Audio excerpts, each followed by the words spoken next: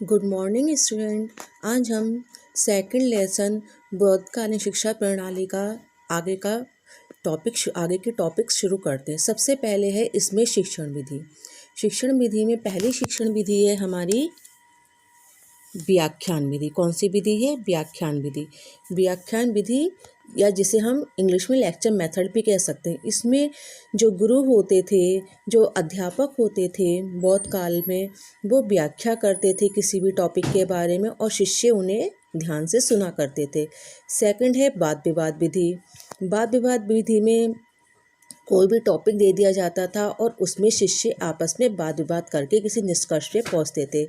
Third विधि थी प्रश्नोत्तर विधि। कौन सी थी? तीसरी प्रश्नोत्तर विधि। प्रश्नोत्तर विधि में क्या होता है, इसमें जो शिष्य होता था, जो बालक होता था, वो अपने अध्यापक से प्रश्न पूछता था जो भी उसे डिफ़िकल्टी लगती थी और वो उसके प्रश्नों का आंसर देते थे, वो कहलाते थे प्रश्नोत्तर विधि। तीसरी थी भ्रमण एवं निरीक्षण विधि। इसमें छात्रों को जैसे किसी भी चीज़ के बारे में जानकारी देनी होती थी, किसी ऐतिहासिक जगह के बारे में, मान लीजिए किसी वनस्पति के बारे में जानकारी देनी है तो उसे भ्रमण मीन्स घुमाने के लिए ले जाया जाता था। और निरीक्षण कि वो देखकर सीखते थे। ये होती थी भ्रमण एवं निरीक्षण विधि। और आपकी फिफ्थ विधि थी स्वाध्याय एवं स्मरण करना। स्वाध्याय मीन्स क्या हो गया? स्वयं से अध्ययन करना। जो भी वो पढ़ते थे उसका वो स्वयं अध्ययन करते थे और स्मरण करना और उसे याद करते थे। सम्मेलन विधि, इसमें जो विद्वान पुरुष होते थे, विद्वान लोग होते थे, उनका सम्मेलन बुलाया जाता था और वो आपस में जो भी बातचीत करते थे, वाद विवाद करते थे, जो भी तर्क रखते थे, उनको देखकर भी शिष्य सीखते थे। ठीक है। अब है शिक्षण कार्य। शिक्षण कार्य मीन्स शिक्षण का समय, किस समय शिक्षण होता था। तो प्रातः यानी कि सुबह के समय 7 से 11 बजे तक लगभग शिक्षण का समय था और दोपहर के समय 2 से 5 तक। ठीक है। उस समय आजकल के समय घड़ी तो होती नहीं थी, लेकिन लगभग प्रातः में होता था 7 से 11 हम मान सकते हैं और दोपहर के समय 2 से 5 तक का समय था शिक्षण का समय। अब नेक्स्ट आता है बौद्धकालीन शिक्षा की विशेषताएं। ठीक है। इसमें सबसे पहले था पवज्जा या प्रवज्जा संस्कार। जैसे आपके वैदिक काल में होता था उपनयन संस्कार। उपनयन संस्कार किस समय होता था? जब विद्यार्थी गुरुकुल में प्रवेश करता था। ऐसे ही इस समय जब विद्यार्थी मठ में प्रवेश के लिए जाता था तो उसका पवज्जा या प्रवज्जा संस्कार, जैसे प्रवज्जा भी बोलते थे, वो वाला संस्कार होता था। इस संस्कार में क्या होता था, इसमें बालक की आयु जब 8 वर्ष की हो जाती थी, कितने वर्ष की? 8 वर्ष की हो जाती थी, तो वे मठ में या संघ में जाता था प्रवेश के लिए। इस संस्कार के बाद बालक को श्रमण या सामनेर कहा जाता था। क्या कहा जाता था बालक को? जैसे उसमें अंतेवासी कहते थे, ऐसे ही इसमें श्रमण या सामनेर। बालक को क्या कहा जाता था? श्रमण या सामनेर उसको कहा जाता था। ठीक है। इसमें जब बालक शिक्षा ग्रहण करने जाता था तो उससे शरणत्रयी है, उसके 3 सूत्र होते हैं। बुद्धम शरणम गच्छामि, धम्मम शरणम गच्छामि, संघम शरणम गच्छामि। बालक से इस सूत्र का उच्चारण करने को कहा जाता था। ठीक है। इसका अर्थ होता है बुद्धम शरणम गच्छामि, मैं बुद्ध की शरण में जा रहा हूँ। धम्मम शरणम गच्छामि, मैं धर्म की शरण में जा रहा हूँ। संघम शरणम गच्छामि, मैं संघ की शरण में जा रहा हूँ। बालक इसका उच्चारण करता था और वो क्या कहते हैं, मठ में प्रवेश पा लेता था। फिर सेकंड है हमारा विद्या प्रारंभ करने की आयु। ठीक है। मतलब किस एज में विद्यार्थी प्रवेश पाता था। तो विद्या प्रारंभ करने की आयु क्या है? 8 वर्ष। क्या थी इसमें? 8 वर्ष। और लगभग कितने वर्ष तक रहता था विद्यार्थी? 12 वर्ष तक रहता था। मतलब 8 वर्ष की आयु में वो प्रवेश करता था और लगभग 12 वर्ष तक वो विद्या अध्ययन करता था। फिर थर्ड है हमारा उपसंपदा संस्कार। इसकी विशेषता क्या है? उपसंपदा संस्कार। उपसंपदा संस्कार में क्या होता था कि जैसे उसमें समावर्तन आपका संस्कार होता था वैदिक काल में, कि विद्या जब समाप्त हो जाती थी, ऐसे ही इस काल में उपसंपदा संस्कार होता था। इसमें जो बालक होता था वो संघ में 12 वर्ष तक अध्ययन करने के बाद 20 वर्ष की आयु जब उसकी हो जाती थी तब ये संस्कार होता था। ठीक है।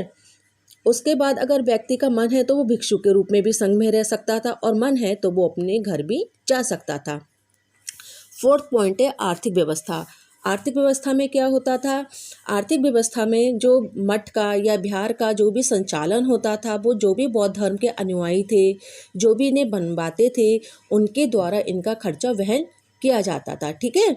शिक्षा शुल्क यानी कि शिक्षा के लिए पैसे।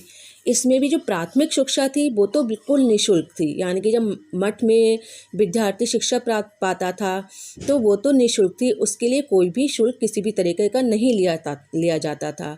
लेकिन जब विद्यार्थी उच्च शिक्षा यानी कि बिहारों में शिक्षा प्राप्त करते थे तो उसका थोड़ा बहुत शुल्क विद्यार्थी से लिया जाता था।